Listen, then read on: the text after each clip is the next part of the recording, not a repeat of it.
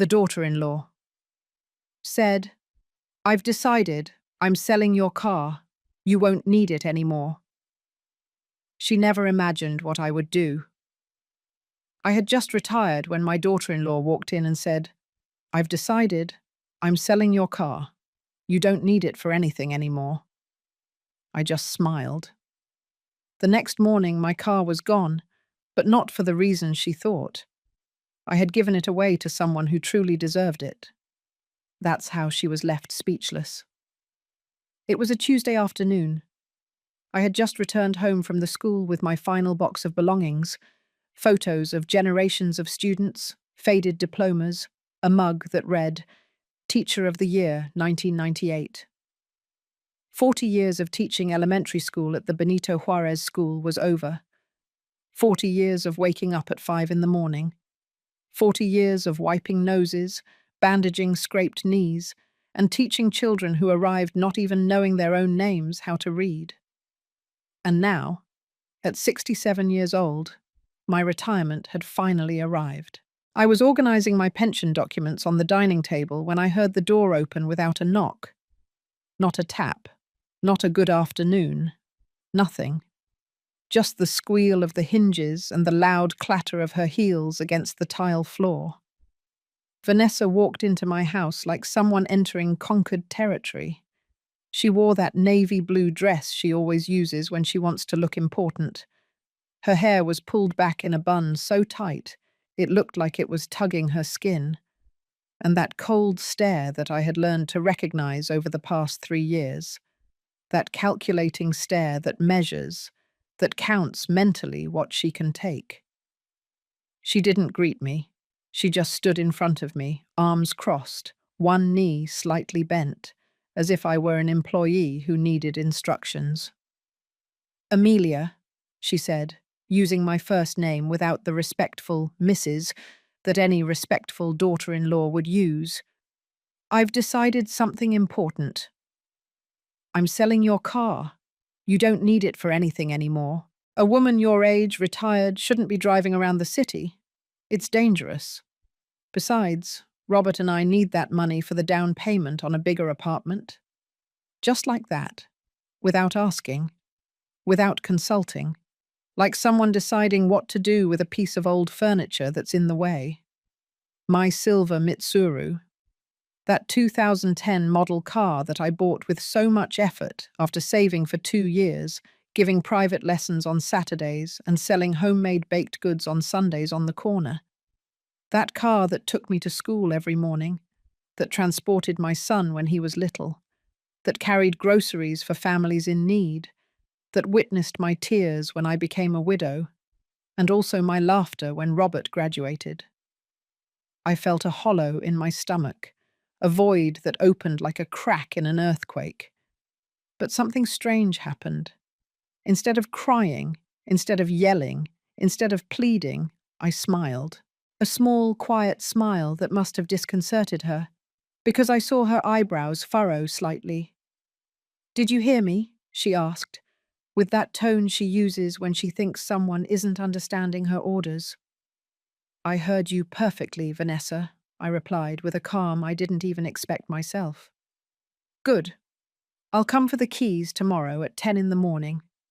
I already have a buyer. He'll give you $85,000. It's a good price for a car that old." $85,000 that I was sure wouldn't even reach my hands. She turned around and left the same way she came in, without saying goodbye, leaving behind only the scent of her expensive perfume and the weight of her words like stones on my chest. I closed the door. I stood there, in the middle of my living room, surrounded by my retirement boxes, feeling like the walls of my own house were closing in on me. But that smile wouldn't fade, because Vanessa had just made the biggest mistake of her life. She had just awakened something in me that had been dormant for too long. My dignity. And what she didn't know, what no one in my family knew, was that I had an ace up my sleeve, a secret kept for 25 years, a card I was about to play. But they didn't know that yet. The next morning, My car would no longer be in the driveway, but not for the reasons Vanessa imagined. If you want to know how this retired teacher taught the toughest lesson to the one who tried to strip her of everything, stay until the end. And if this story resonates with you, subscribe to the channel to keep sharing real-life stories that will make you feel like you are not alone in your battles. Because what came next changed everything. And I swear Vanessa never saw what was coming. I should have seen the signs when Vanessa entered our family like a storm disguised as a breeze. But a mother always wants to believe the best about the person who makes her son smile, even if that smile is fake. It was February of 2022. Robert was 42 years old, and I had given up hope of seeing him married. Not because he wasn't a good man, but because he was too good, too noble, too naive. The type of person who believes everything they are told, who never suspects others' intentions, who thinks the world is as honest as he is.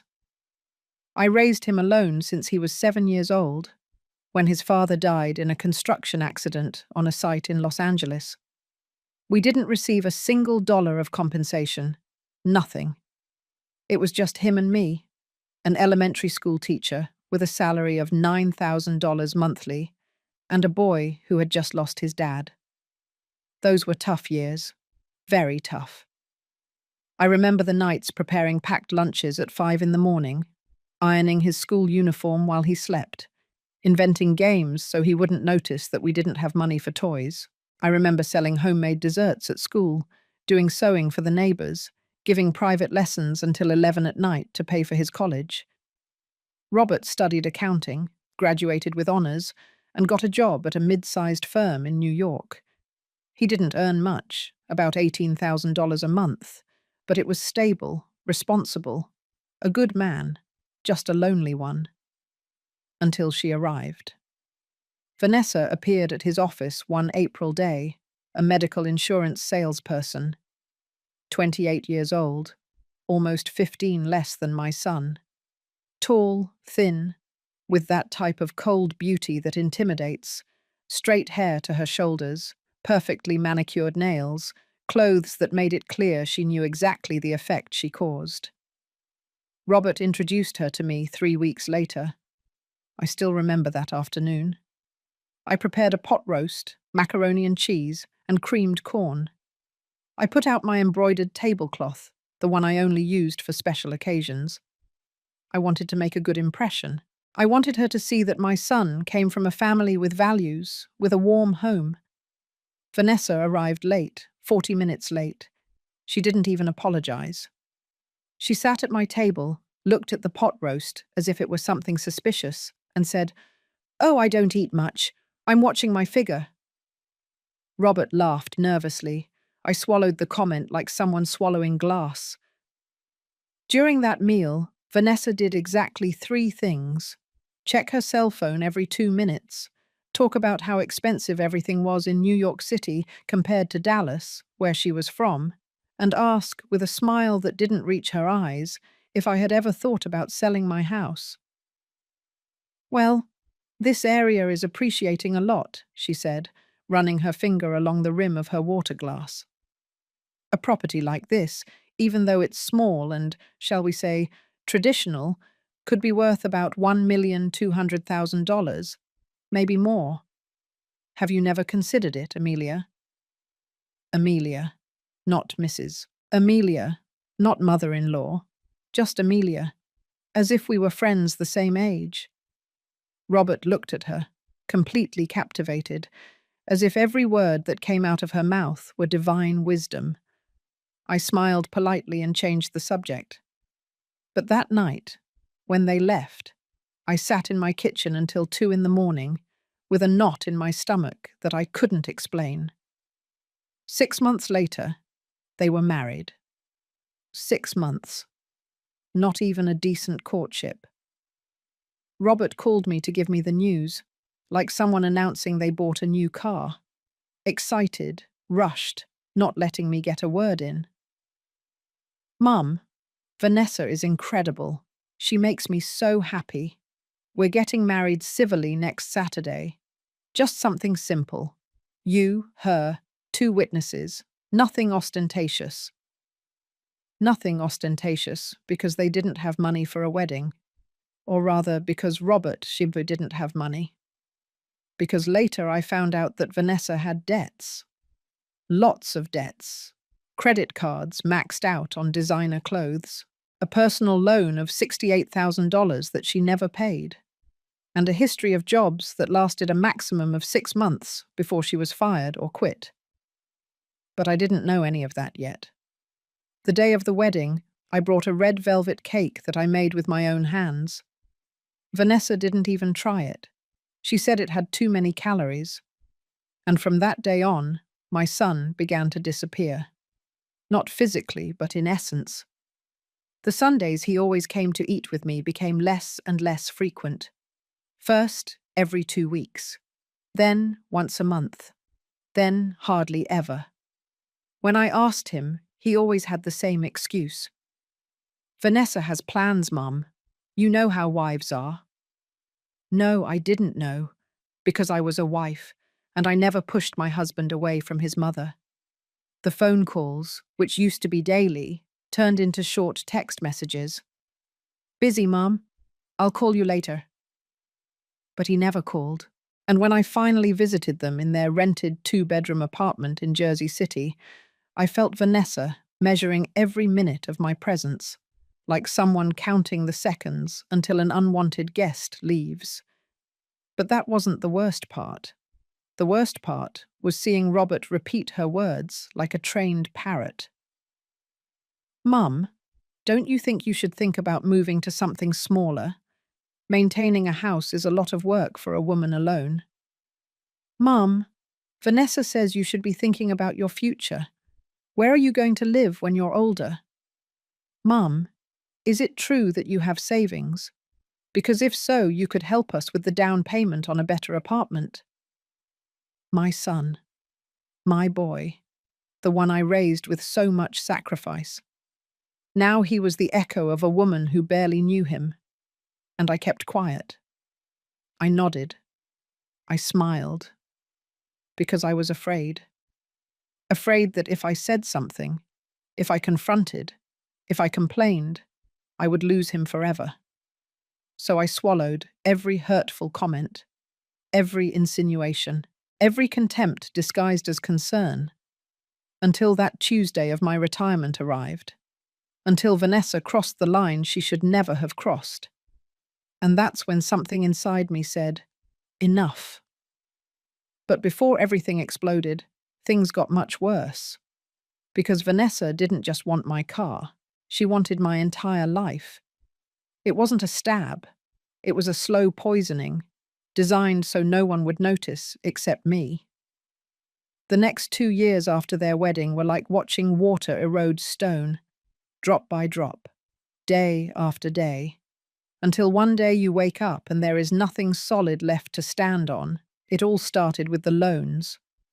The first loan was 6 months after the wedding. A call from Robert, his voice heavy with shame. Mum, could you lend us $5,000? Vanessa had some unexpected medical expenses. We'll pay you back next month, I promise. $5,000. It was almost 1/3 of my bi-weekly pay. But he was my son. Of course I gave it to them. They never paid me back. 3 months later. Mum, we need $12,000 to fix Vanessa's car. The engine broke down. It's urgent, or she'll lose her job. $12,000 that I took from my emergency savings. They didn't pay that back either. Then it was $20,000 for an incredible investment opportunity Vanessa had found. A multi-level beauty product business that promised 300% returns. Mum, this is going to change our lives. In 6 months, we'll pay you back 3 times the amount. That business went bankrupt in 2 months. Vanessa never mentioned it again, and I never saw that $20,000 again. In total, during those 2 years, I lent them $73,000. $73,000 bill from a retired teacher who was earning $15,400 a month in pension. But the money wasn't the worst part. The worst part was how Vanessa started creeping into my life like poison ivy. It started with casual visits when I wasn't home. Robert had a copy of my keys forever, for emergencies. But now Vanessa used them to enter my house when I was giving private lessons or grocery shopping. I would come back and find things moved, open drawers, papers shuffled. "Oh, Amelia, we stopped by to drop this off, and I took the opportunity to look for that receipt you asked me for," Vanessa would say when I confronted her on the phone, with that sweet voice she used when she knew she had done something wrong. But I had never asked her for any receipt. She was searching, checking, investigating. Looking for what? I didn't know yet. Then the comments about my house started. "Oh, mother-in-law, don't you think this house is too big for you alone? It has 3 bedrooms. You only use 1. It's a waste. This area is dangerous for an older woman living alone. Have you thought about moving to a building with security? Safer, more practical. A 1-bedroom apartment would cost you $3,000 in rent, and you could sell this house. Imagine all that money in the bank." All that money that, coincidentally, she could help me manage. Robert nodded to everything, like a puppet. Family Sundays, which were once sacred, turned into interrogations disguised as conversation. "And how much is your pension, Amelia? Do you have life insurance? In whose name is it? Have you made a will? Because you should. At your age, you never know." At my age? As if I were 90 years old. I was 65. I was healthier than 40-year-olds. But to Vanessa, I was already a useless old woman waiting to die. And Robert said nothing. Never said anything. The worst moment came one Sunday in November last year. We were eating turkey chili that I had been preparing since 6 in the morning. Robert had 2 helpings. Vanessa barely tasted it, as usual. Then, in the middle of the meal, she dropped the bomb. "Amelia, Robert and I have been thinking. We believe it would be better for you, for your well-being, to consider moving into an assisted living facility." My blood froze. "An assisted living facility?" I asked, unable to believe what I was hearing. "Yes, but not just any one. A quality one, where there are nurses, activities, people your age, where you're not alone all day. It's the best thing for you." The best thing for me? No, the best thing for her. An empty house that she could sell or rent. "Mum, it's not a bad idea," Robert murmured, without looking me in the eyes. "You'd have more company." Company. I, who had spent 40 years surrounded by children, colleagues, and parents. I, who had friends, neighbors, a life. They wanted to lock me up in a retirement home, as if I were already senile. "I'm not going to any facility," I said with a firmness that surprised me. "This is my house. I bought it with my work, and I'm staying here." Vanessa pressed her lips together. Robert lowered his gaze. They didn't bring up the subject again that day, but I knew they hadn't given up. The following days, Vanessa started a new strategy, humiliating me in public. At a family gathering at my cousin Harriet's house, Vanessa told everyone in front of me, "Oh, cousin-in-law, take good care of Amelia. You know how old people are. They forget things. The other day she left the stove on. She almost burned the house down." A lie. I had never left the stove on, but everyone looked at her with concern, and at me with pity. On another occasion at the supermarket, I ran into a former teacher colleague. Vanessa, who had accompanied me that day to help carry the bags, told her, "Mrs. Lucille, good to see you. Say, do you know a good neurologist? Amelia has been very forgetful lately. Robert and I are worried." I wasn't forgetful. My mind was clearer than ever. But Vanessa was building a narrative, painting me as a senile old woman who needed to be controlled. And worst of all, Robert didn't defend me. He never defended me. One day, I confronted him when he came alone to drop off some medications I had asked for. "Robert, why do you let Vanessa talk about me like that?" He stayed silent, looking at the floor, like when he was a boy and did something wrong. "She's not talking bad about you, Mum. She's just worried." "Worried? She's making me look like I'm losing my mind." "Don't exaggerate, Mum. Vanessa loves you very much. She just wants the best for you," he insisted. The best thing for me. That phrase again. I realized something terrible at that moment. I had lost my son.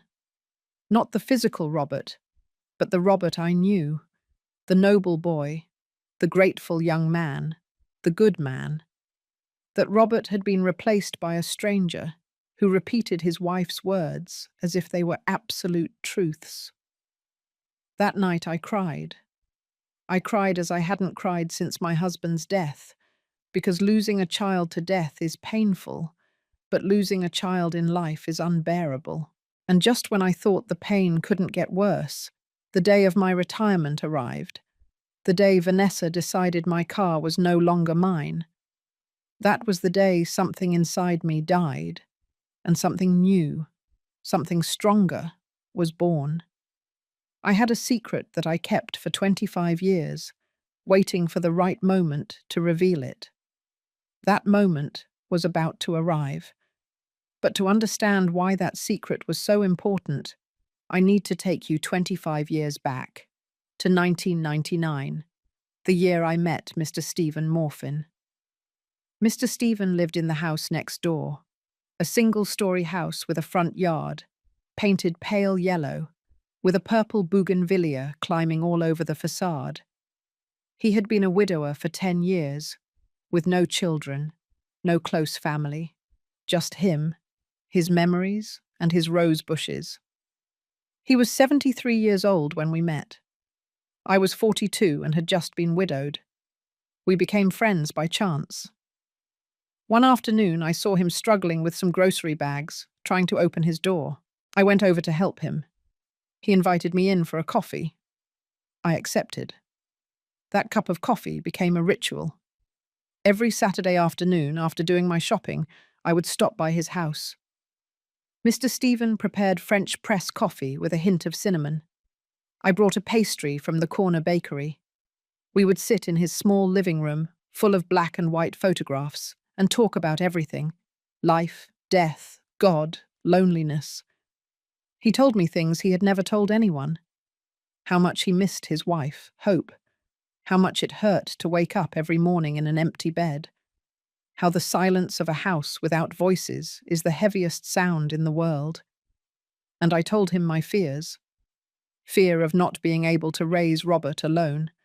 Fear of growing old without company. Fear that my life would be reduced only to working and surviving. Mr. Stephen listened to me with those wise eyes that only people who have lived a lot and suffered more have. "Amelia," he told me once, "life takes a lot from us. But if you pay attention, it also gives you signs of who deserves your trust and who doesn't. Always keep an ace up your sleeve. Always." I didn't understand that phrase until years later.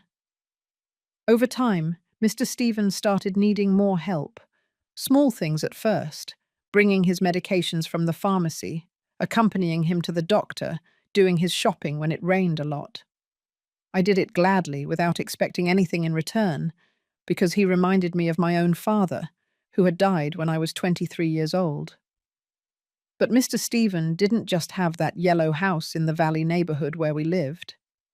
He had another property, one he had bought in the 1970s, when Palm Springs was still cheap and quiet. A large plot of land with a 2-story house, a garden with fruit trees, and a 3-car garage. He had bought it thinking of retiring there with his wife. But Hope died before they could move in, and Mr. Stephen never had the courage to go alone. He rented that property, $5,000 a month back then, which was enough for him to supplement his pension. The years passed. Mr. Stephen turned 80, then 83, then 85. His health worsened. Diabetes, high blood pressure, knees destroyed by arthritis. I went every day. I prepared his food, gave him his medications, bathed him when he couldn't do it alone anymore. I accompanied him to the hospital for every emergency. Robert, who was 17 years old then, also helped him. He mowed his lawn, fixed things that broke. He read the newspaper to him when Mr. Stephen couldn't see well anymore. "That boy of yours has a heart of gold, Amelia," Mr. Stephen would tell me. "You raised him well, very well." In 2009, Mr. Stephen had a heart attack. He survived, but was left very weak. One October afternoon, he called me to his house. He was sitting in his favorite armchair, the brown leather one that creaked every time he moved. He had a manila envelope in his hands. "Sit down, Amelia." I sat across from him, my heart pounding. I knew something important was coming. "I'm 90 years old. I don't have much time left. The doctors gave me 6 months, maybe less." My eyes filled with tears. I had come to love him like a father. "I want you to know something. I have 2 nephews, sons of my brother, who died 20 years ago. They live in Chicago. Do you know how many times they've visited me in these 10 years? I shook my head. None. 0. They call me once a year, on Christmas, just to be polite, nothing more. He opened the envelope and pulled out some papers. "This is the deed to my property in Palm Springs. It's worth approximately $3,800,000, according to the last appraisal. I also have savings, $450,000 in the bank." I froze. "Mr. Stephen, why are you telling me this?" "Because I want it to be yours. Everything. The house, the money. You have been the only real family I've had these years, you and Robert." "I can't accept that," I said immediately. "What about your nephews?" "My nephews left me to die alone. You gave me dignity in my final years. It's already decided. I went to the notary last week. Everything is in your name. Legal. Signed. Sealed." I cried. I cried so much my chest hurt. "But I want to ask you something," Mr. Stephen continued. "Don't tell anyone. No one. Not even Robert. Not yet. Wait. Observe. Life will show you who deserves to know and who doesn't. Why? Because money changes people, Amelia. It brings out the worst in them. You are good. Too good. And good people are easy prey for vultures. So keep it, as an ace up your sleeve. And when the time comes that someone treats you like trash, when someone believes you have nothing, when someone tries to strip you of your dignity, that's when you bring it out, and show them that you were always stronger than they thought." Mr. Stephen died 3 months later, in January of 2010. At his funeral, his 2 nephews showed up, dressed in suits, asking about the inheritance. The notary informed them that everything had been inherited by Amelia Sanchez. I changed your last name to a more common one in the US.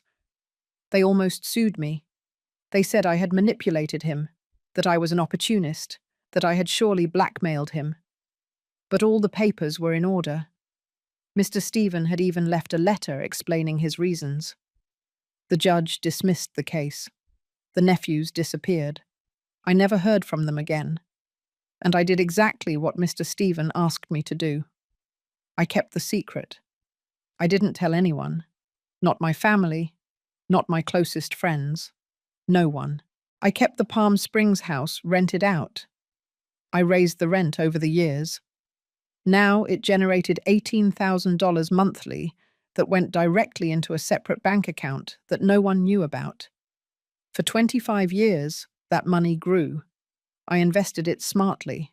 I paid off the house where I lived, which I still owed on. I saved. I kept it quiet, and I waited.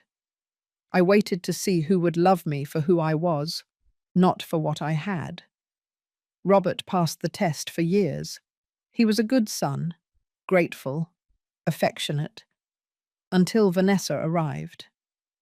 And then I saw my son transform into a stranger who saw me as a source of resources, as property to manage, as an obstacle to remove. Mr. Stephen was right. Money brings out the worst in people, and I had the perfect ace up my sleeve, an ace that I was about to show. Because when Vanessa walked into my house that Tuesday, demanding the keys to my car, when she treated me like a useless old woman, when she thought she could strip me of the little I had left, she made the most stupid decision of her life, because she didn't know who she was messing with, and I was ready to teach her. My retirement should have been a celebration. It became my funeral in life. It was exactly a week before the car incident, a Friday afternoon. Robert had called me that morning, with that forced, cheerful voice he used when Vanessa dictated what to say. "Mum, we want to celebrate your retirement. Vanessa is organizing a special lunch at our apartment this Sunday at 2 o'clock. Don't miss it." I should have suspected, but a part of me, that foolish part that still had hope, thought that maybe, just maybe, my son remembered who I was, what I meant, how naive I was. That Sunday, I got dressed with care. I put on my sky blue dress, the one Robert had given me 3 years ago for my birthday. I put on soft pink lipstick. I combed my grey hair, which I now wore short, at shoulder length. I wanted to look good, dignified. I brought a carrot cake that I had baked since 6 in the morning, Robert's favourite since he was a child. When I arrived at their apartment in Jersey City, I knocked on the door with my heart beating fast. Hope, mixed with fear. Robert opened it. He gave me a quick, mechanical hug.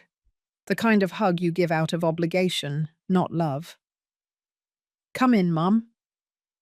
The apartment smelled like store-bought rotisserie chicken, not home-cooked food. Vanessa was sitting in the living room with her laptop open on the coffee table. She wore grey sweatpants and a white blouse. She hadn't even dressed up for the celebration.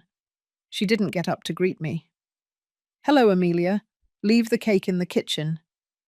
Not, "What a beautiful cake." Not, "Thanks for taking the trouble." Nothing. I left it in the kitchen and returned to the living room. I sat on the individual armchair, the farthest one from the two of them, who were together on the main sofa, as if they were judges and I was the accused. "Well, Mum," Robert began, clearing his throat nervously. "Vanessa and I want to talk to you about something important." Vanessa turned the laptop toward me. On the screen was an Excel spreadsheet. Numbers, calculations, percentages. "Amelia, we made a life plan for you, so your retirement is more comfortable and secure." A life plan, made by her, without consulting me. "What kind of plan?" I asked, feeling my stomach clench. Vanessa smiled, that shark smile she used when she thought she had total control. "Look, we analyzed your financial situation. Your pension is $15,400 monthly, correct?" I hadn't told anyone that figure. How did she know? Then I remembered. My retirement papers. The ones I was reviewing last Tuesday, when she walked in without knocking. She had seen them. She had probably photographed them. "That's correct," I replied with a cold voice. "Good. So here is the plan." She pointed to the screen. "First, we're going to sell your car. It's a 2010 Mitsuru. According to the quotes I got, we can get $85,000. It's not much, but it helps." "Wait," I interrupted. "We're going to sell? Who is we?" "You, obviously," Vanessa said impatiently, as if I were stupid. but we are going to help you with the process because you don't understand those things. I took a deep breath. I didn't say anything yet. Second point, she continued. Your pension, $15,400, is a good income for a single person, but we believe you should contribute to the family. Robert is your only son. You raised him. Well, he raised you. But now it's time to give back. Give back. As if raising a child were a business transaction. We propose that you donate 60% of your monthly pension to help us. That's $9,240. You would be left with $6,160, more than enough for your basic expenses if you live modestly. $6,000 to pay for electricity, water, gas, phone, food, medicine, unexpected expenses. And how exactly would this help me? I asked. Because you would be helping your family, Amelia, Vanessa replied with that condescending tone you use with small children. Robert and I need to save for a down payment on a bigger apartment. We want to have children soon. Your future grandchild will need space. Future grandchild. Using a baby that didn't even exist as emotional blackmail. Robert was staring at the floor. Coward. A complete coward. Third point. Vanessa printed a sheet of paper and handed it to me. We need you to sign a power of attorney. It's just for security. If something happens to you, Robert will be able to handle your legal and financial affairs without complications. A power of attorney, complete access to my house, my accounts, my documents. And what if I don't want to sign? Vanessa laughed, a fake, uncomfortable laugh. Amelia, don't be stubborn. This is for your own good. At your age, things can happen quickly. An accident, an illness.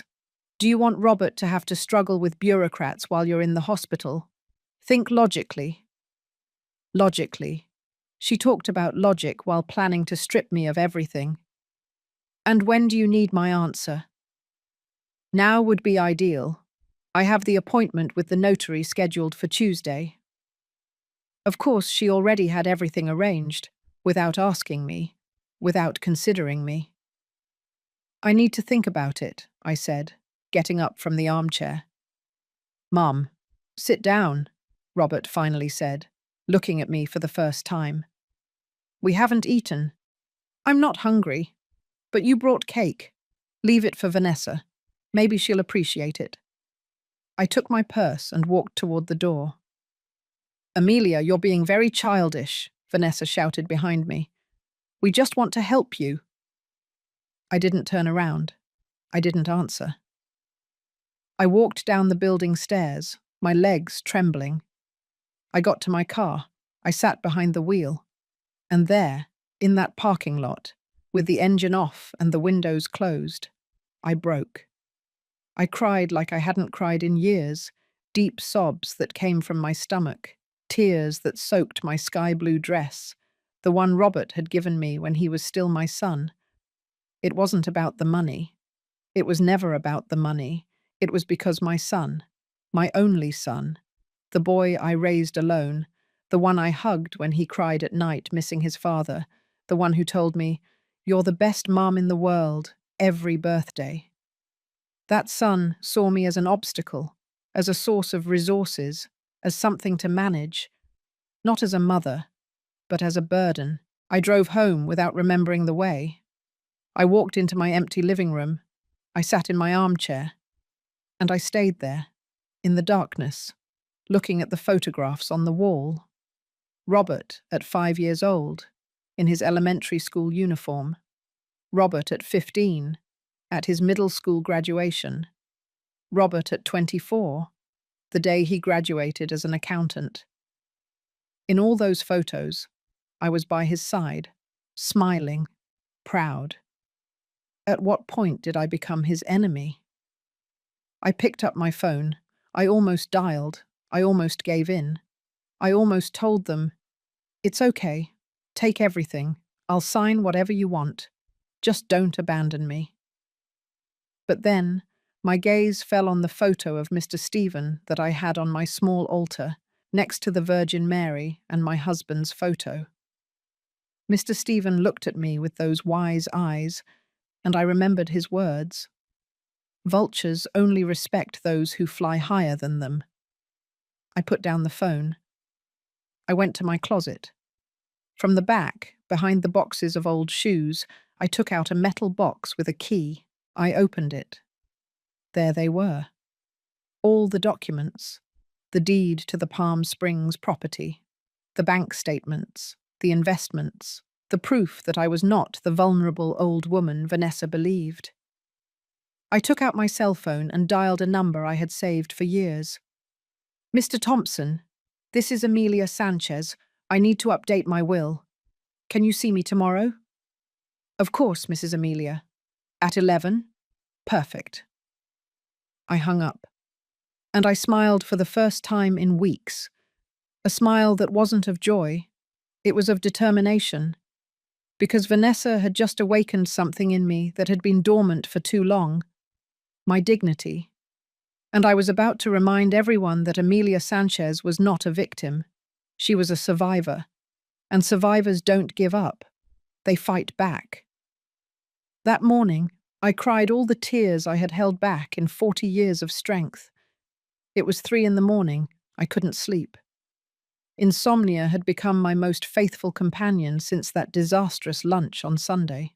I got out of bed, put on my old cotton bathrobe, and walked barefoot to the living room. The house was in complete silence. That heavy silence that only those who live alone know. The silence that amplifies every thought, every fear, every pain. I sat on the sofa, hugging my knees to my chest like a frightened child, and looked at the photographs that filled the shelf next to the television. Robert was there, everywhere. Robert the baby wrapped in his blue blanket.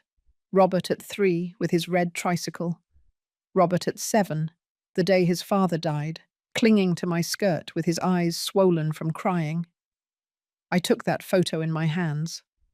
I studied it as if I could find answers in that child frozen in time. Where was that boy now? At what point did I lose him? I remembered the day of the accident of his father, Charles, my husband for 12 years, an honest-to-the-core construction worker, the kind of man who would share his sandwich with any co-worker who didn't bring lunch. He fell from a 5th-floor scaffolding. He died instantly. The construction company didn't give us anything. They said it was his negligence, that he didn't use the harness correctly. Lies. But we were poor, without lawyers, without a voice. I was left alone with Robert, 7 years old, 1st grade. I remember that first night without Charles. Robert couldn't sleep. He climbed into my bed, crying. "Mommy, why did Daddy leave?" "He didn't leave, my love. He had to go to heaven." "Why didn't he take us?" "Because we have to stay here, but he takes care of us from above." That night I promised him something. I whispered it in his ear as I rocked him in my arms. "I promise you will never lack anything. I promise you will go to college. I promise you will have a better life than your father and I had. I promise you." And I kept it. I really did. I stretched myself into 1,000 pieces. I worked double shifts when I could. Teacher in the morning at the public school, private lessons in the afternoons. On Saturdays, I sold homemade baked goods that I prepared starting at 4 in the morning. On Sundays, I did laundry for others. Robert never knew how many times I went to bed without dinner so he could have breakfast. He never knew how many times I pawned my gold earrings, my necklace, my wedding ring to pay for his school supplies. He never knew I sold the only television we had to pay for his college entrance exam. I protected him from all that. I wanted his childhood to be as normal as possible, to not carry the burden of our poverty. And I succeeded. Robert graduated as an accountant, with honours. I was in the front row the day of his graduation, clapping until my hands hurt, my eyes flooded with pride. After the ceremony, he hugged me, tight, like when he was a child. "Mum, everything I am is thanks to you. Everything. I will never forget it. I promise you." Where did that promise go? Where did that man who hugged me 20 years ago go? I wiped the tears with the back of my hand, but they kept coming, like an overflowing river, because the pain wasn't just for Robert, it was for everything, for the years of sacrifice that now seemed worthless, for the sleepless nights caring for him when he had a fever, for the times I walked in the rain because I didn't have money for the bus, for the birthdays I spent alone because I was working to give him his, for the life I didn't live because I invested it in him, and now he saw me as a burden.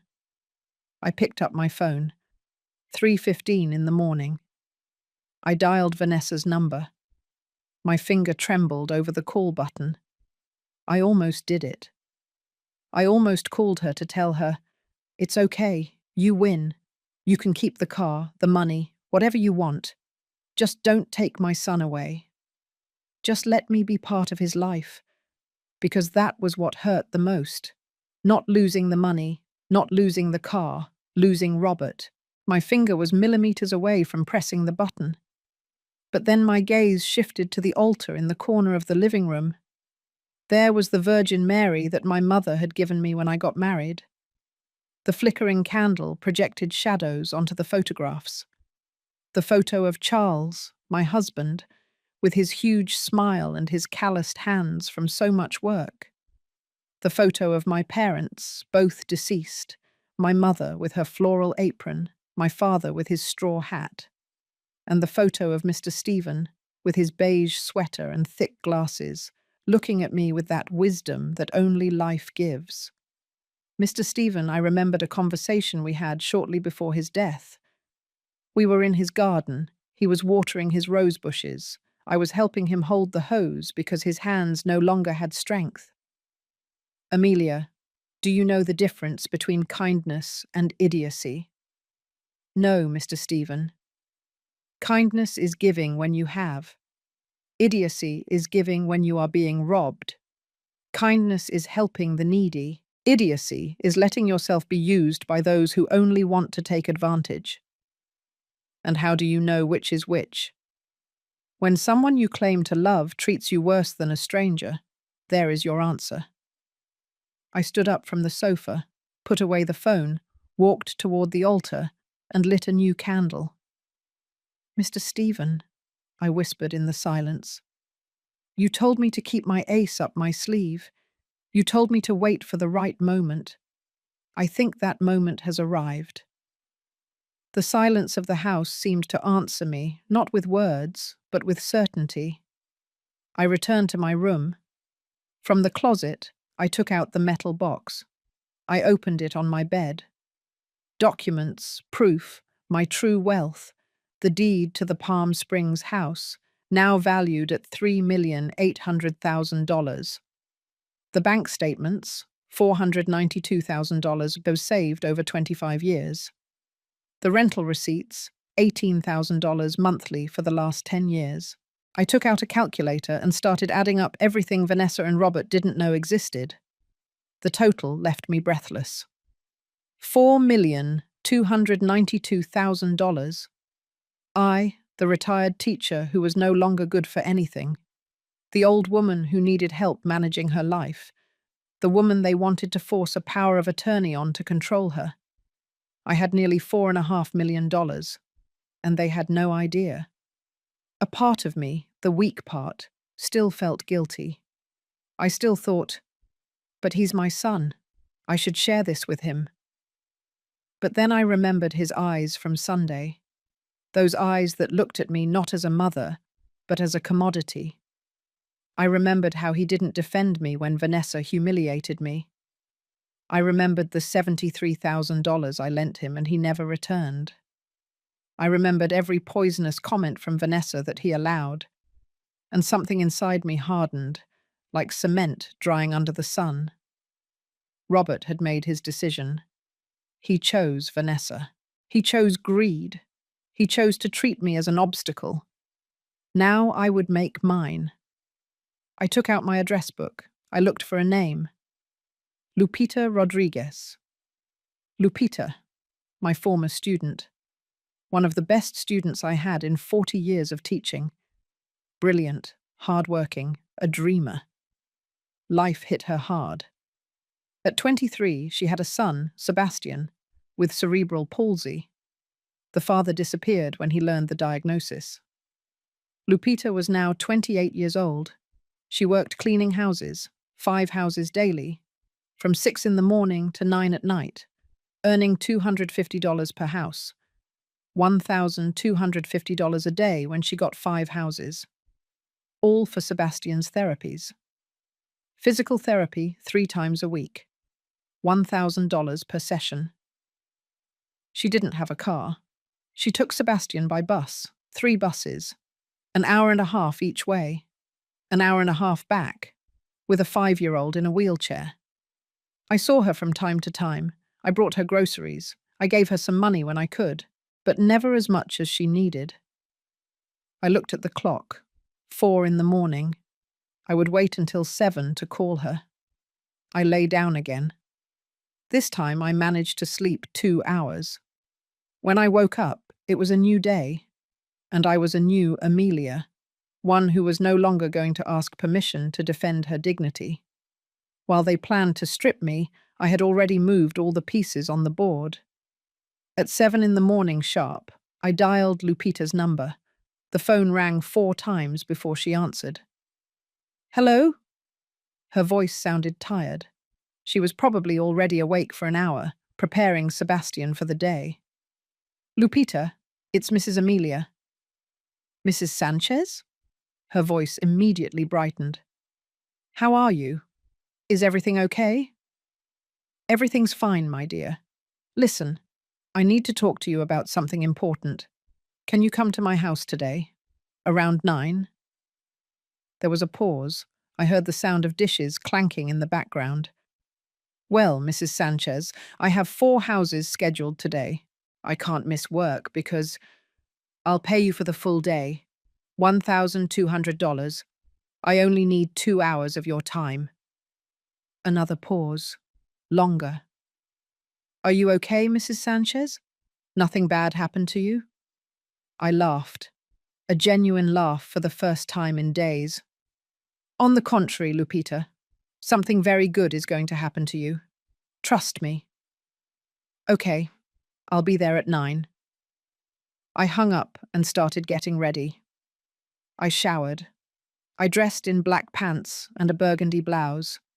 I tied up my hair. I put on my silver earrings that I only wore on special occasions. Today was a special occasion. I prepared coffee and a pastry. I set the table as if I were receiving someone important. Because Lupita was important, more important than Vanessa could ever be. At 9 minutes to 9, the doorbell rang. I opened the door. There was Lupita, 28 years old, but she looked 35. Hard work ages you. She wore worn jeans, old sneakers, a long-sleeved blouse with a bleach stain on the shoulder, her hair pulled back in a tight ponytail, no makeup, deep dark circles, but her eyes shone.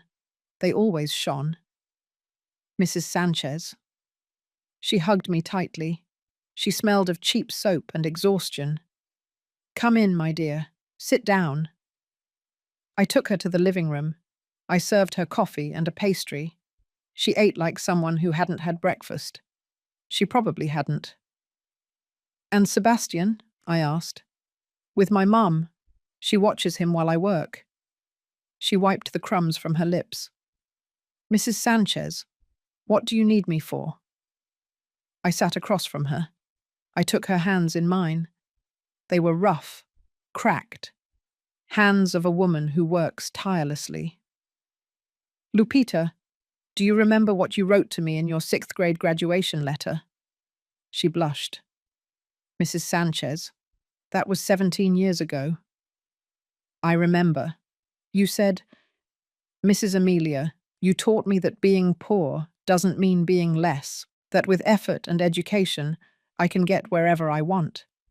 Someday I'm going to be a doctor, and I'm going to help children like me, and it will all be thanks to you." Lupita's eyes filled with tears.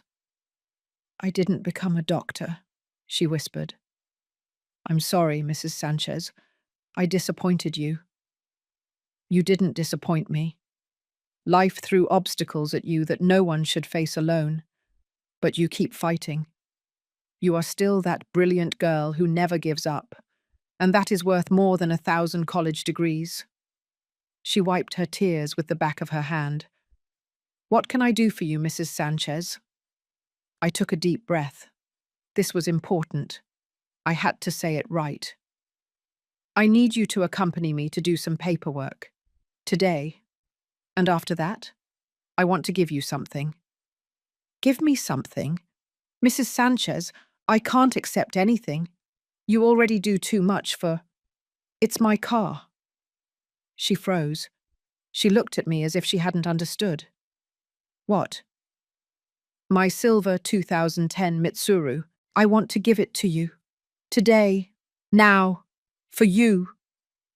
Lupita shook her head, tears now running freely.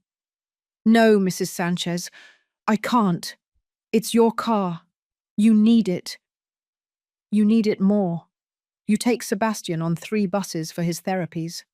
That's 4 hours of transit daily.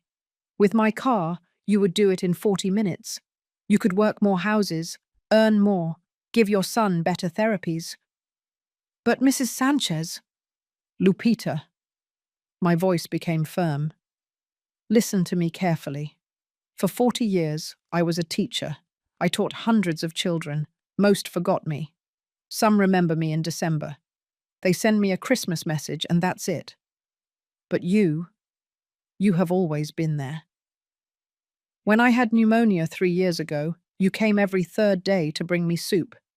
When I turned 65, you were the only former student who brought me a cake. Every May, you send me flowers for Teacher's Day, even though I know you don't have money even for your own expenses." She was sobbing now. "It's just that you were the only one who believed in me, Mrs. Sanchez. When everyone said I was a stupid girl from a poor neighborhood, you told me I was smart. You got me the scholarship for high school. You gave me books. You taught me I was worth something. And now I want that car to teach you something else.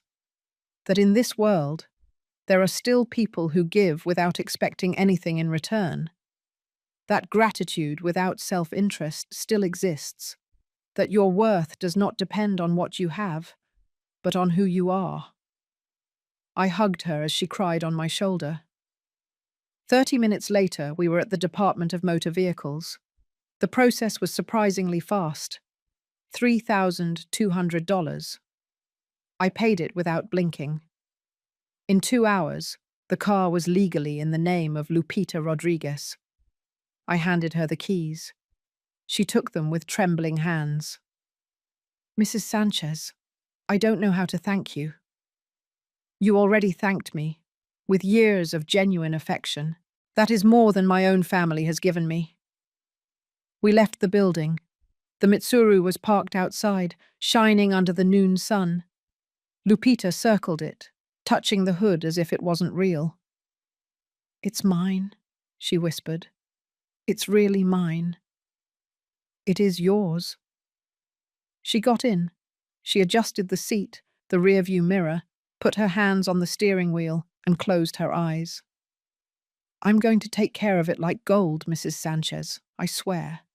And every time I drive it, I'm going to think of you. Just promise me one thing. Anything. When Sebastian is grown up, when you are doing better, when life smiles at you again, pay the favor forward to someone else. Help someone in need, just as I helped you, just as you helped take care of me. Love multiplies when it is shared. I promise, Mrs. Sanchez. I promise." She drove away slowly, carefully. I watched her leave and felt something I hadn't felt in months. Peace. I walked back home. It was 12:30 in the afternoon. At 2 in the afternoon, the doorbell rang. I already knew who it was. I opened the door. There was Vanessa, dressed in black dress pants and a white blouse, her hair down, perfect makeup. And behind her, a man in his 50s, chubby, with a t-shirt that said, "We buy cars." "Hello, Amelia. I came for the car keys." Her voice was filled with anticipated triumph. "This is Mr. Johnson. He's going to give you $85,000 in cash. No checks or transfers. Cash. 85,000 that would surely go straight into her purse. I stood calmly, serenely in the doorway. "Vanessa, would you accompany me to the driveway?" She frowned, confused by my calm tone. "What for? Just give me the keys." "Accompany me." I walked toward the side driveway of the house. She and Mr. Johnson followed me. We arrived at the spot where the Mitsuru always was. Empty. Completely empty. The silence lasted 3 seconds, then Vanessa exploded. "Where is the car?" I looked her in the eyes, without fear, without trembling. "I gave it away." Her face went through 5 emotions in 2 seconds. Confusion, disbelief, fury, panic, hatred. "I gave it away.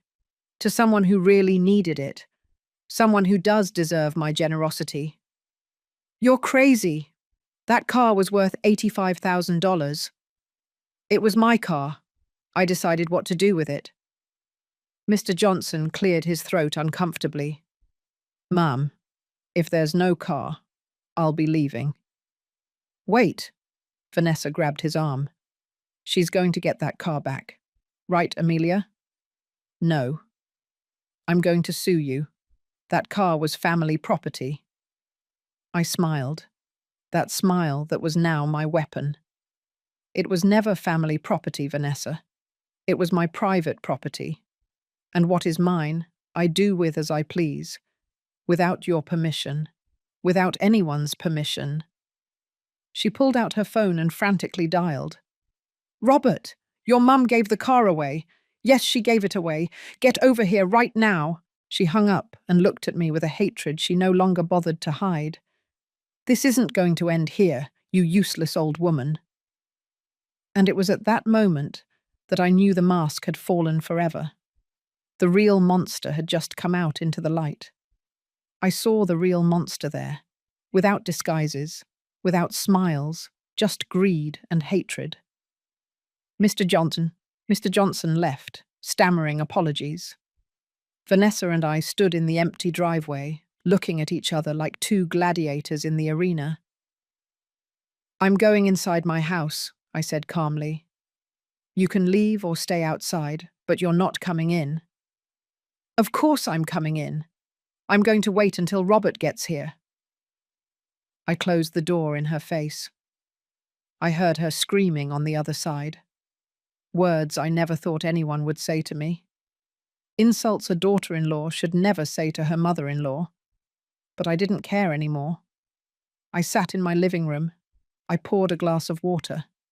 My hands weren't shaking. My heart was beating steadily. It was strange. After months of fear, of doubts, of wanting to please everyone, now I only felt clarity. 20 minutes later, I heard Robert's car pulling up outside, his door slamming. Altered voices. Vanessa crying, yelling, explaining. Then the banging on my door. "Mom, open up!" I got up slowly. I opened the door. Robert looked distraught, sweaty. He had rushed out of work. He still had his ID badge hanging from his neck. Vanessa was behind him, with red eyes, smeared makeup, disheveled hair. She no longer looked like the perfectly groomed woman. She looked like what she was, a desperate woman who had just lost $85,000. "Mom, what did you do?" Robert's voice trembled between confusion and anger. "I gave my car away." "To whom?" To Lupita Rodriguez. Do you remember her? My former student. The one with the son with cerebral palsy. That car was worth money, Vanessa screamed from behind. It was my money, I replied without getting agitated. You have no right. Vanessa tried to enter, but Robert stopped her with his arm. Mom. Robert took a deep breath, trying to calm down. We needed that car. Vanessa and I had plans. You have a lot of plans with what is mine, Robert, but you never ask me. Because you're our family. Family is supposed to help each other. Helping is different from taking.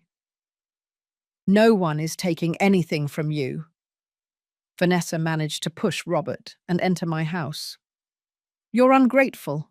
Robert supported you your whole life, and this is how you repay him. I laughed, a dry, humorless laugh. Robert supported me. Is that what you told her, Vanessa? It's the truth. I turned toward my son. I looked him straight in the eyes. Robert Sanchez, look me in the eyes and tell me, did you ever support me? He lowered his gaze. That gave me the answer. I'm going to refresh your memory, my voice rising in volume for the first time. I supported you since you were 7 years old. I worked double shifts. I sold baked goods. I did other people's laundry. I went to bed without dinner so you could eat. I sold my television to pay for your college exam. I paid for your entire college education. And when you graduated, when you started working, the only thing I asked was that you visit me on Sundays. Nothing else. Not a single dollar.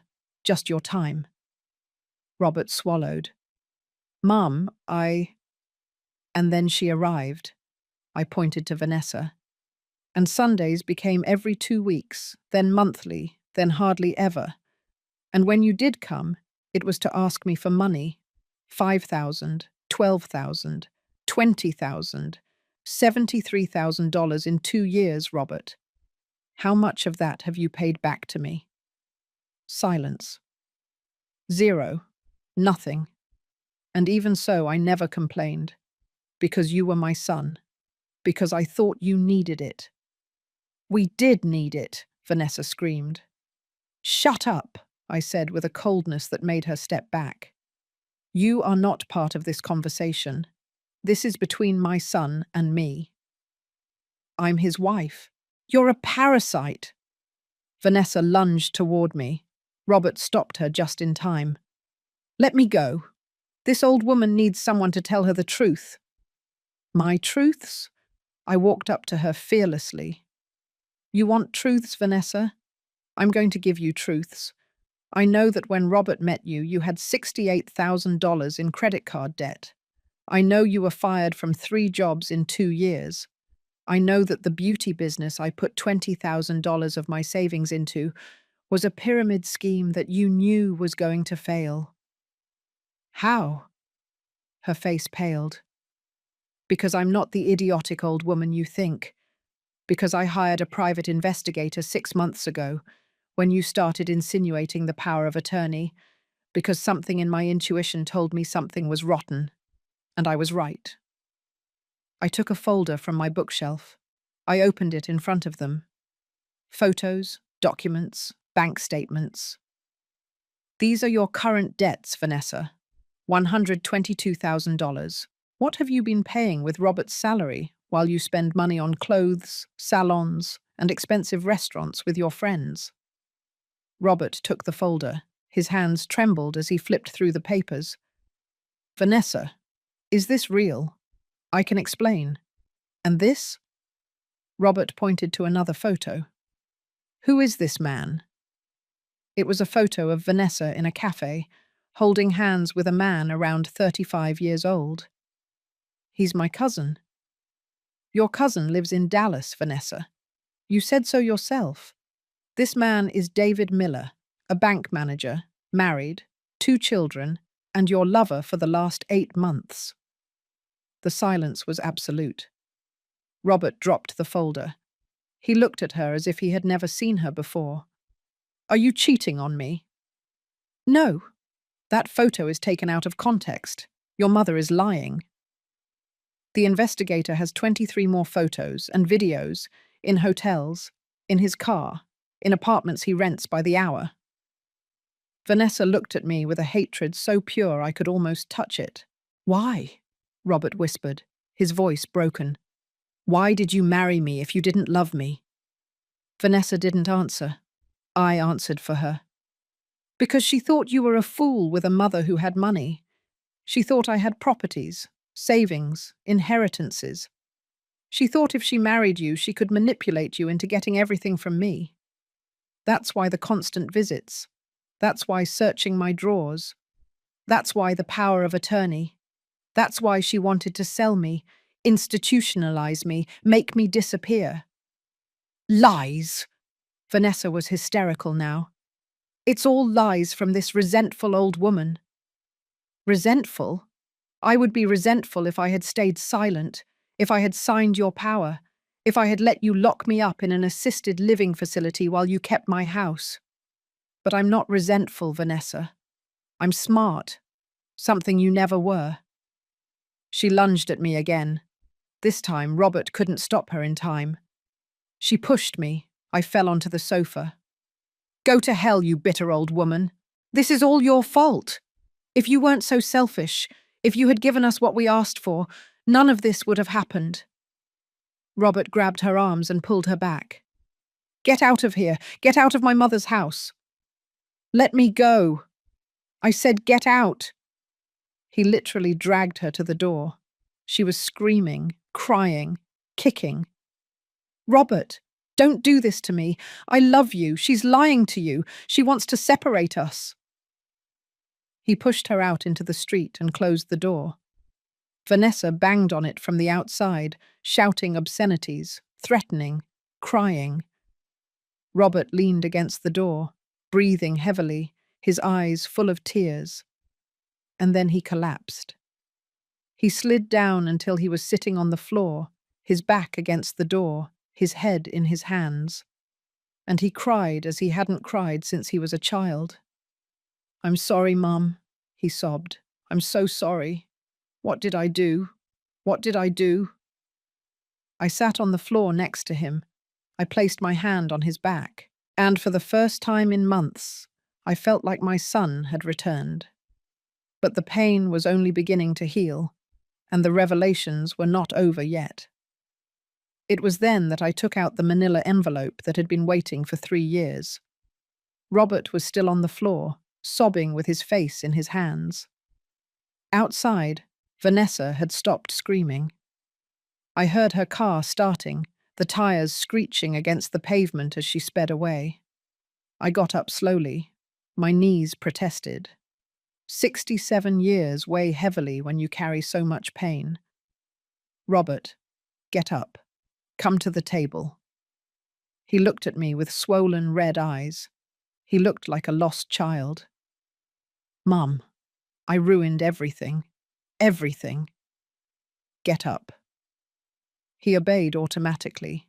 He sat in the dining chair, hunched over, defeated. I sat across from him. I placed the manila envelope on the table. That yellowish envelope that I had kept in my closet for years. The one that contained my truth, my secret, my ace up my sleeve. Before we talk about your marriage, about Vanessa, about what you're going to do now, I need to show you something. What is that? Your inheritance, or what was going to be your inheritance. He frowned, confused. I opened the envelope. I took out the documents one by one, placing them in front of him like poker cards on the table. First, the deed to the Palm Springs property. Robert took it. He read. His eyes widened. Is this a house? A 2-story house with a garden, 2,000 square meters of land in a private area of Palm Springs, valued at $3,800,000. Whose is it? Mine. The paper trembled in his hands. Since when? Since 2009, 25 years ago. 25 years. And you never told me? No. Why? I took a deep breath. This was the difficult part. Because Mr. Stephen, my neighbor, the gentleman you helped when you were a teenager, bequeathed it to me before he died, along with savings. He asked me not to tell anyone, to wait, to observe who loved me for who I was, not for what I had. I took out the second document, the bank statements, $492,000 in savings, plus what the rent from that property generates. $18,000 monthly for the last 10 years. Money that I invested, that I saved, that I multiplied. Robert looked at the papers as if they were written in another language. Mum, you have $4,292,000 in total. Yes. He put his hands to his head. He closed his eyes. It can't be. It can't be. I took out the third document, the one that hurt the most to show. This is my will, the one I made a year ago, shortly after you married Vanessa. I slid it toward him. He read it in silence. His lips moved, forming the words without sound. He finished reading. He looked at me with fresh tears in his eyes. You left me. Everything. 100%. The Palm Springs house, the savings, this house. Everything. For you, my only son. Mum. But something started to change. You started to change. The visits became less frequent, the loans more constant, Vanessa more aggressive. And I started to doubt. Doubt what? Whether you really loved me, or if you were just waiting for me to die to inherit. No, Mum. No, I never. Let me finish. I raised my hand. Then I made a decision 3 months ago. I went to the notary again. I took out the fourth document, the new will, dated just 2 months ago. This is my updated will, signed on August 15th, 2024. I handed it to him. I watched as his face went from shock to absolute horror. Only 30%? Only 30% for you. The 70% remainder is divided among 3 of my former students. Lupita Rodriguez, to whom I gave the car this morning. Marcela Olson, who takes care of me when I'm sick. And Rosario Telles, who visits me every Sunday to play dominoes and chat. But Mum, I'm your son. And they are the ones who treat me like a human being. The ones who call me to ask how I am without wanting anything in return. The ones who hug me with genuine affection, not with interest. I love you, Mum. I love you. Love me now that I'm alive, Robert. Not when I'm dead. He broke down again. He cried with deep, heartbreaking sobs. Forgive me. Please, forgive me. I was an idiot. A complete idiot. I let Vanessa poison me. I let her manipulate me. I failed you. I failed the only person who was always there for me. I got up. I circled the table. I knelt beside him, ignoring the pain in my knees. I took his face in my hands, as I did when he was a child, and needed me to look him in the eyes. Robert, look at me. He opened his eyes, those eyes that were identical to his father's. I forgive you. Really? Really, because you are my son, because I love you, because I know that the Robert I raised is still there, buried under Vanessa's lies. But what? Forgiving doesn't mean forgetting. Forgiving doesn't mean everything goes back to how it was. Forgiving means I'm not going to carry the resentment. But trust, that has to be rebuilt. And it takes time. The time you need, Mum. The time you need. And that will is not going to change. Not for now. I need to see actions, not words. I need to see that you truly understood the lesson. He nodded, wiping his tears with the back of his hand. And Vanessa? Vanessa is your problem, not mine. You decide what to do with your marriage. But I'm going to tell you something. A woman who cheats on you, who uses you, who manipulates your mother, that woman doesn't love you. She never loved you. I know. Now I know. He stayed sitting there, looking at the documents scattered on the table. My entire financial life exposed. All my secrets revealed. For years I thought you were a poor teacher who was barely surviving on her pension, he finally said, his voice hollow. And it turns out you're a multimillionaire. I'm not a multimillionaire, Robert. I'm a woman who learned to be cautious, who learned that money gives options, but it doesn't give love, who learned that sometimes you have to keep secrets to protect yourself. From your own family, from anyone who sees you as a resource, not as a person. A long silence, only the tick-tock of the wall clock. What do I do now, Mum? Now you go home. You think things through. You decide whether you want to stay with Vanessa or not. And you start building your own life, without depending on me, without expecting my money. Just you. Will you let me see you?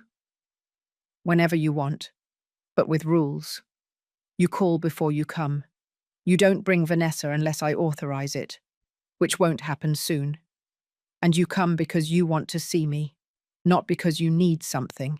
I accept everything, whatever it takes.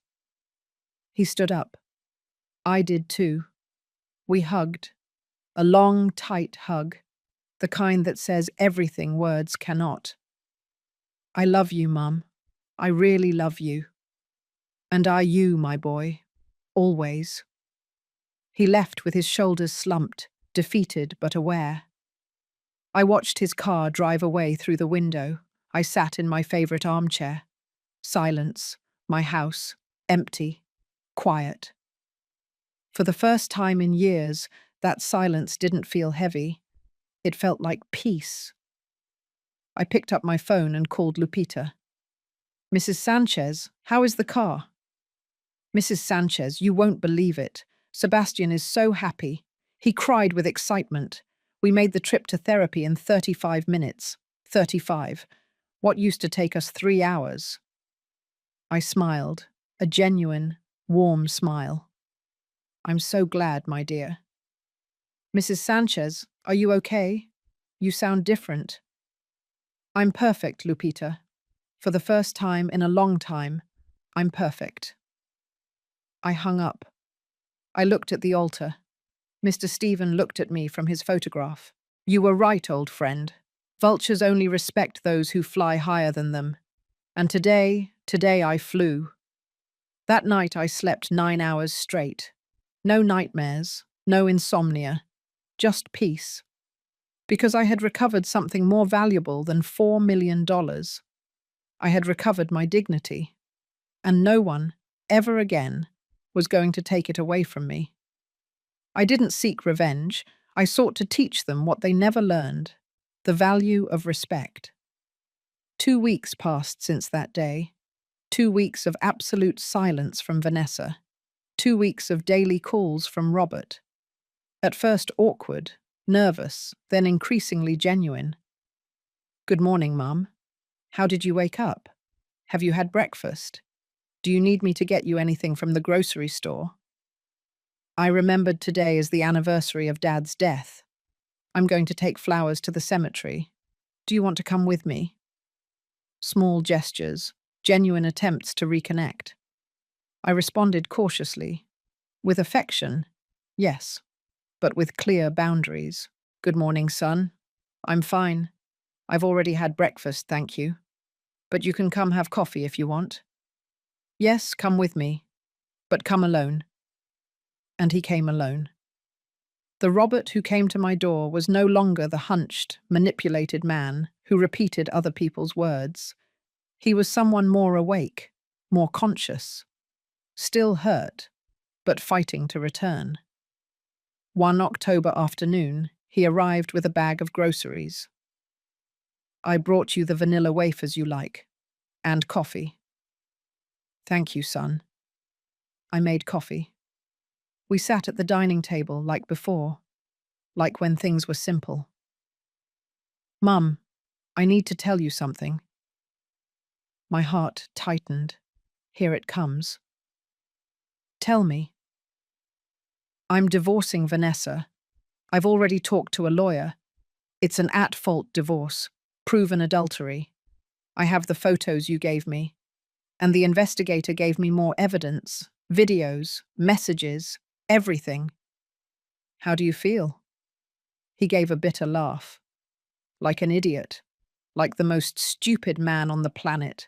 I was married for 3 years to someone who never loved me, who only used me, and I was happy, believing I was loved. You're not an idiot. You were naive. There's a difference.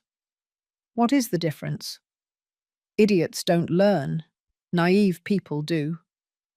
He took his coffee. His hands trembled slightly. Vanessa tried to contact me.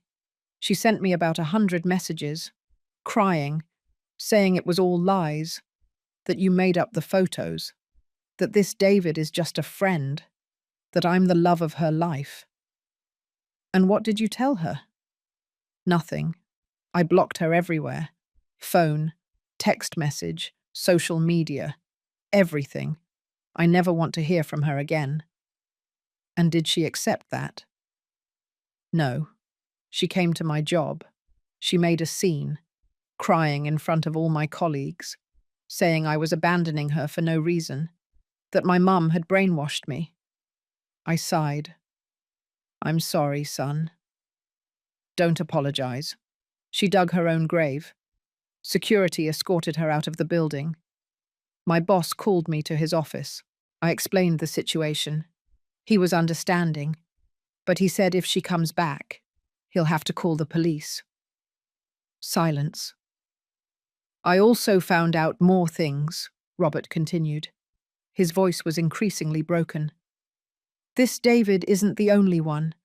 There was another man before, and another before that. Vanessa has a pattern. She looks for men with some money. She marries or moves in with them. She squeezes them until they have nothing left, and then she moves on to the next one.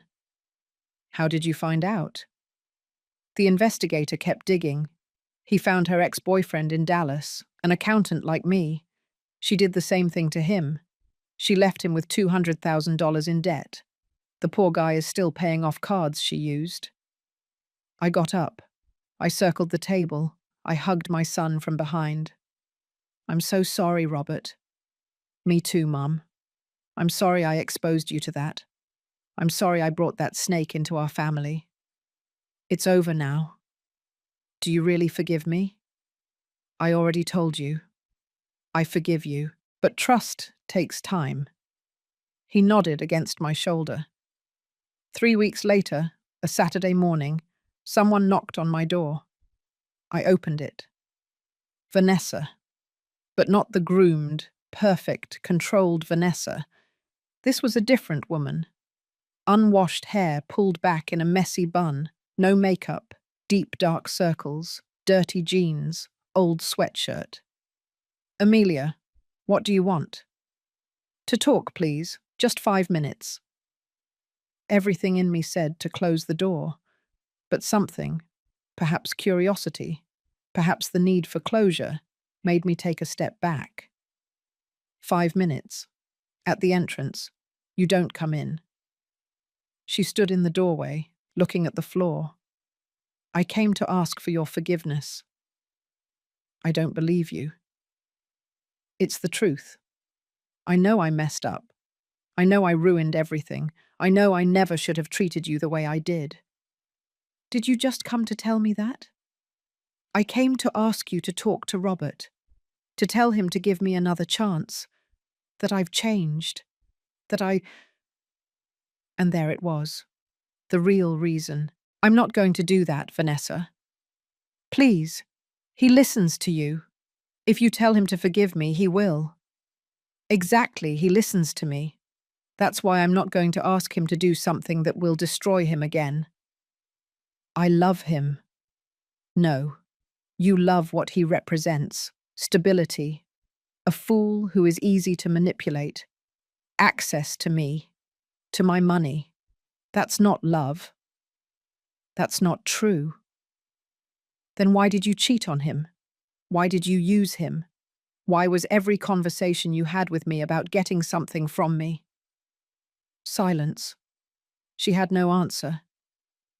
Vanessa, I'm going to tell you something, and I want you to listen well.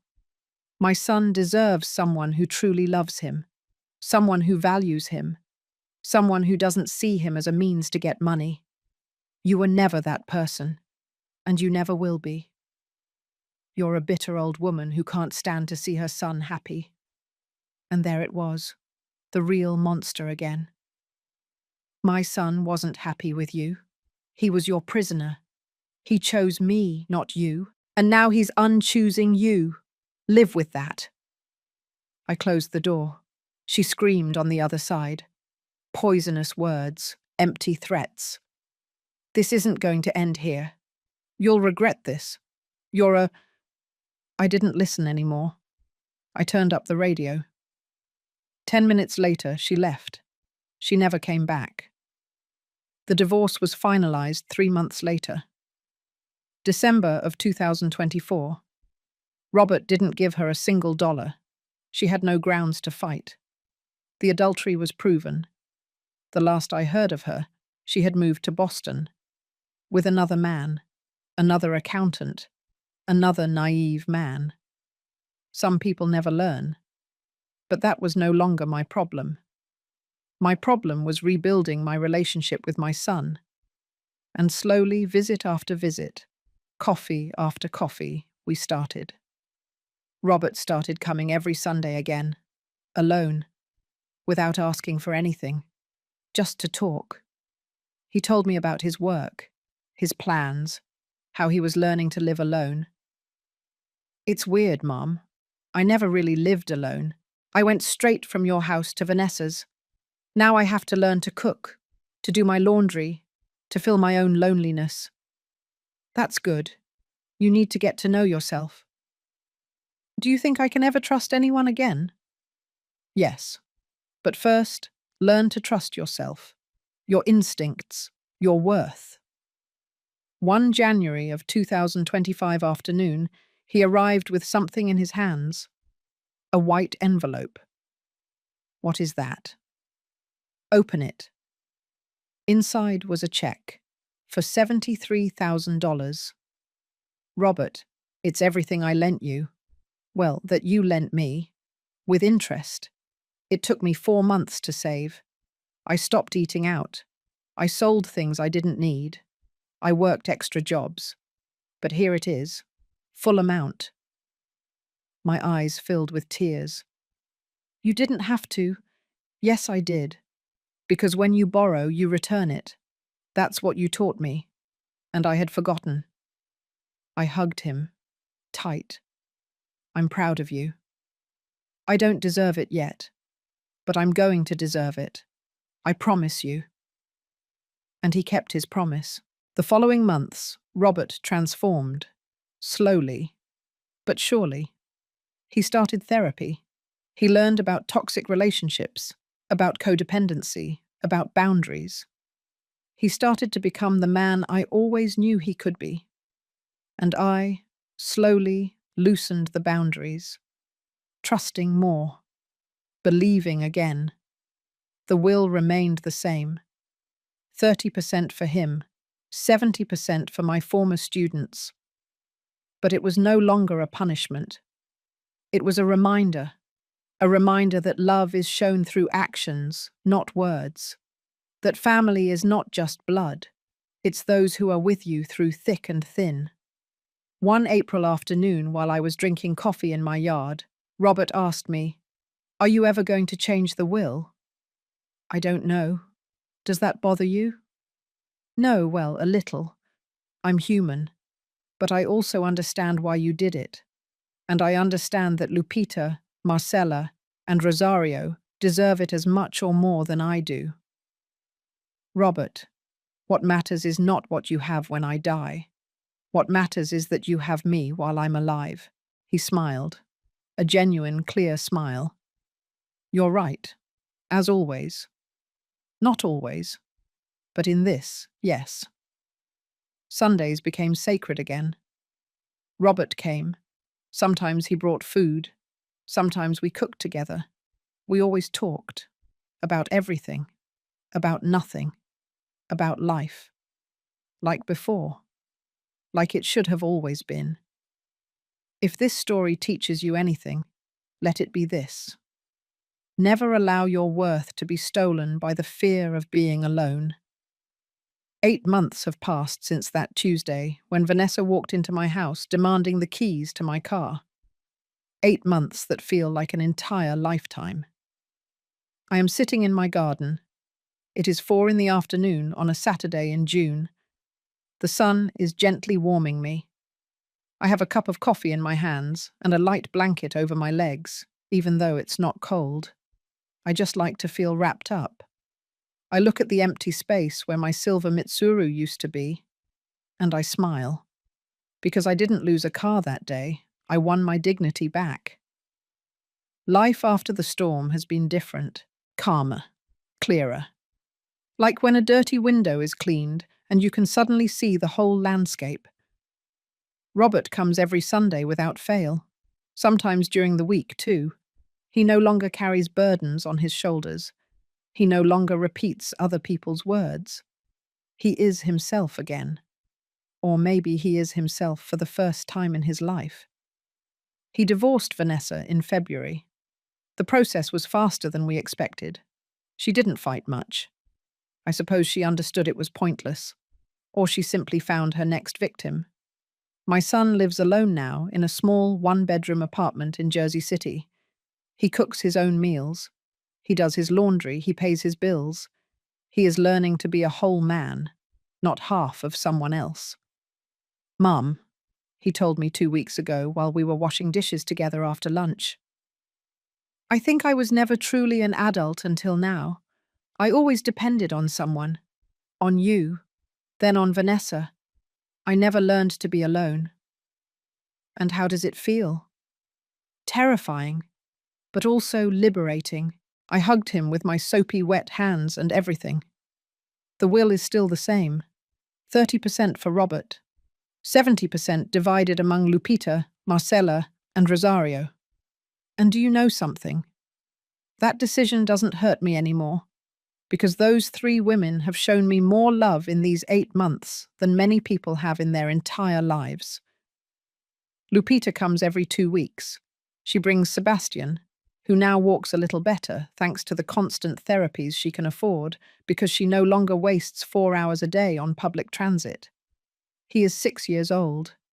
He calls me Grandma Amelia.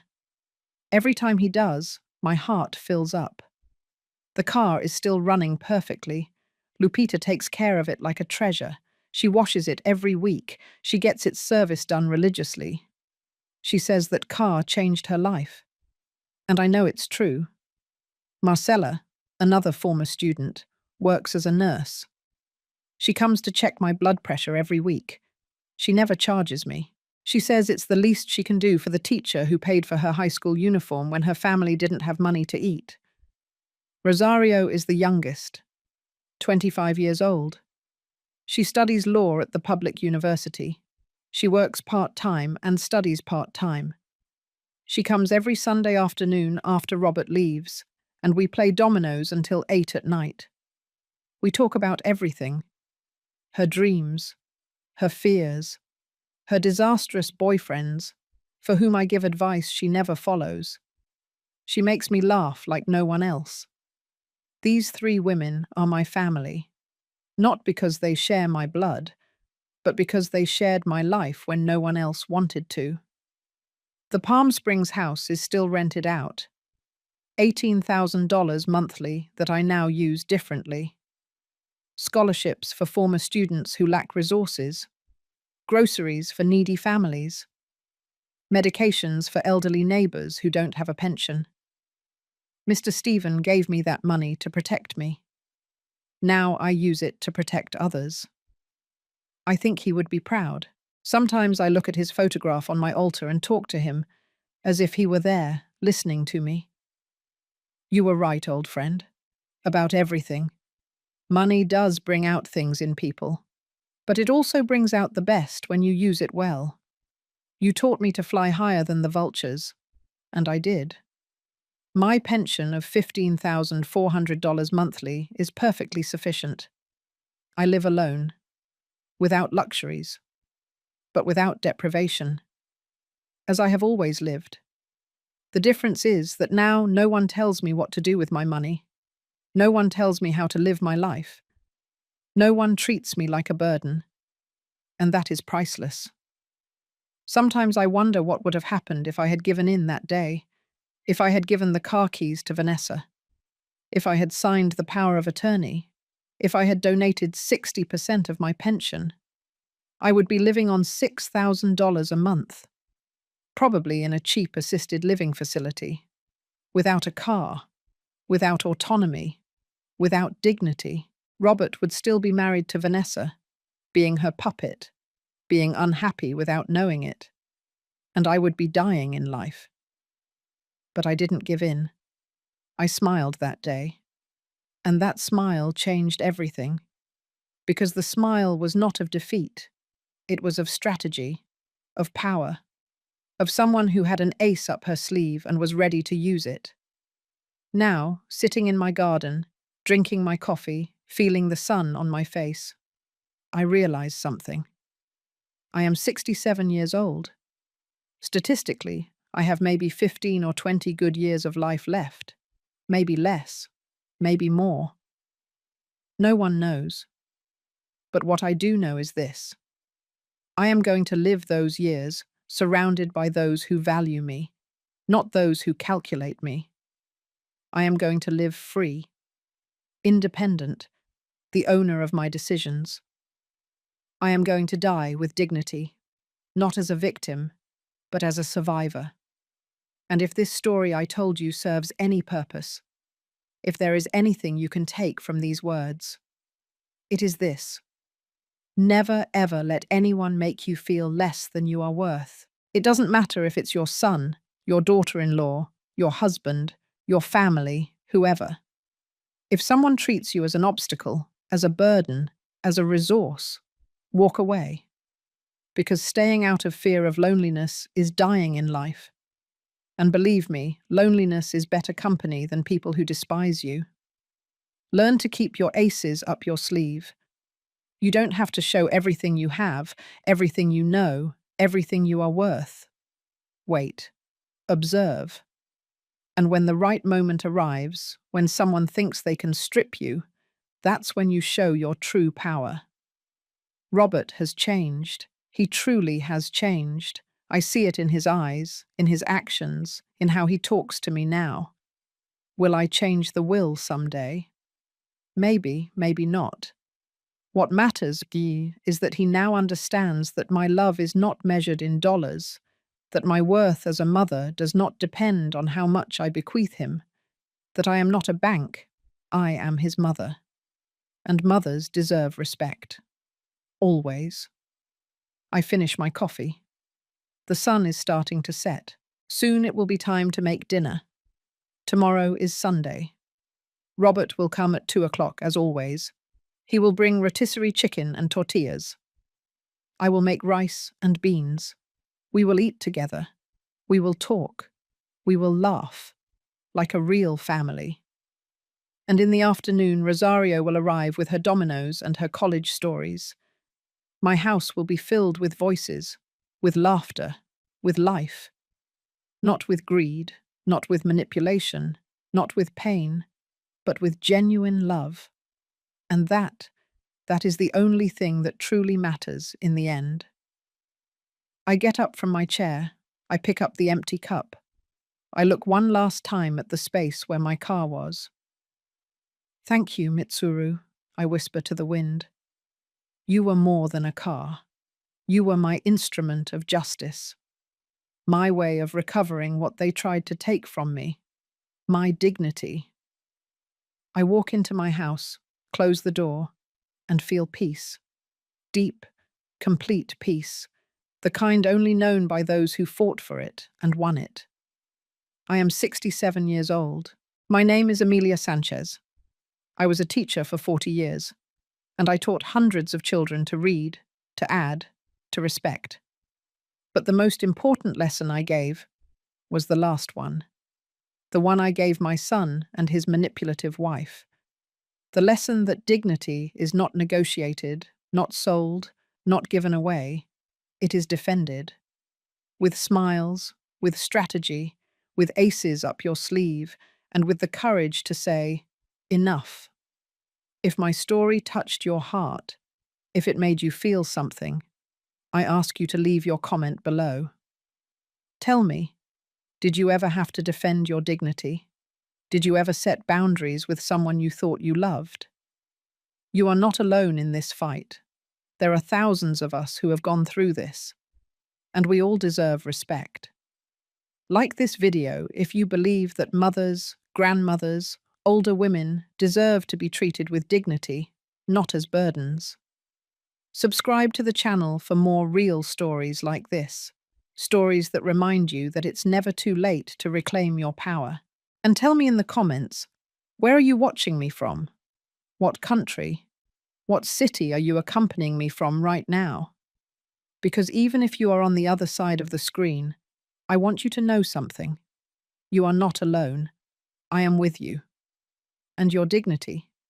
Your dignity is worth more than all the gold in the world.